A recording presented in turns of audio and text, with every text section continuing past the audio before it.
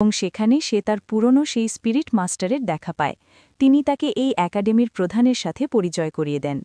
এখন প্রধান ট্যাংশ্যানকে নিজের সাথে একটি জায়গায় নিয়ে যান, যেখানে তিনি তাকে মার্শিয়াল সোল হল দেখান। এখানে অনেক হাই লেভেলের মার্শিয়াল সোল রাখা ছিল, এবং এমন মার্শিয়াল সোল শুধুমাত্র বড় শহরগুলোতেই পাওয়া যায়। এই জায়গাটি হল সেক্রেট টেম্পল, এবং এর ভেতরে রাখা সোল শুধুমাত্র হাই স্পিরিট সোলধারীরা অর্জন করতে পারে।